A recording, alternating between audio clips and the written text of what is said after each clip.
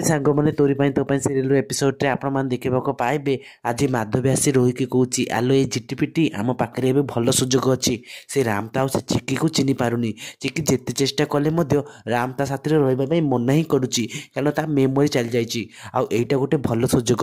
ଆଉ ମାଆକୁ କହି ତୁ ଏବେ ରାମକୁ ବାହା ହେଇଯା ଆଉ ଏ ଘରର ମାଲିକାଣୀ ହେଇଯା ଆଉ ସେ ଚିକିକି ଗଳା ଧୋକା ଦେଇ ବାହାର କରିଦେ। ଆଉ ଏମିତି କହି ମାଧବୀ ଆଉ ରୋହି ତାଙ୍କ ରୁମ୍ରେ ଡ୍ୟାନ୍ସ କରୁଥିବେ। କିନ୍ତୁ ରାମ ଦେଖୁଛନ୍ତି ଏମାନେ କାହିଁକି ଡ୍ୟାନ୍ସ କରୁଛନ୍ତି। ଆଉ ରାମ ରାଗି ଯାଇ ଆସି ମାଧବୀକି ତଳେ ପେଲି ଦିଅନ୍ତି ଆଉ କୁହନ୍ତି ଯେ ତମେ ଗୋଟେ ବ୍ୟାଡ୍ ଆଣ୍ଟି, ଏତେ ଭଲ୍ୟୁମ୍ ଦେଇ ତମେ କ'ଣ ଡ୍ୟାନ୍ସ କରିବା କଥା। ଆଉ ଏତେବେଳେ ମାଧବୀ ରାଗିଯିବ ଆଉ କହିବ ଯେ ପାଗଳ ତୁ ମୋ ସାଥିରେ କ'ଣ କଲୁ, ଆରେ ମୋ ମୁଣ୍ଡ ଫଟେଇ ଦେ ତୁ। ଆଉ ରୋହିକି କୁହନ୍ତି ଯେ ତୋ ପାଗଳ ସ୍ୱାମୀକି ସମ୍ଭାଳେ ନହେଲେ ଆଉ ଜୀବନ ମୁଁ ନେଇଯିବି, ପାଗଳ କୋଉଠିକାର। ଆଉ ଏତେବେଳେ ରୋହି ରାଗୁଛି ଆଉ କହୁଛି ଯେ ଆଣ୍ଟି ତମ ମୁଣ୍ଡ ବୋଧେ କାମ କରୁନି। ଆରେ ରାମଙ୍କର ଏମିତି ଅବସ୍ଥା ହିଁ ଠିକ୍ ହେଇଛି ନା। ଆଉ ଏପଟେ ସେମିତି ଆପଣମାନେ ଦେଖିବାକୁ ପାଇବେ ଆଜି ଚିକି ଦେବୀ ମାଙ୍କ ମନ୍ଦିରକୁ ଯାଇ ଦେବୀ ମାଙ୍କୁ କହୁଛି ମଣିଷ କୁହନ୍ତି ଯାହା ବି ହୁଏ ଭଲ ହୁଏ, କିନ୍ତୁ ତମେ ମୋ ସାଥିରେ ଖରାପ କରିଛ ମମ୍ମି, ଏମିତି କାହିଁକି କଲ। ଏମିତି କହି ମନ୍ଦିରରେ ଦୀପ ଲଗାନ୍ତି ଆଉ ଘଣ୍ଟିକି ବାଡ଼ାନ୍ତି।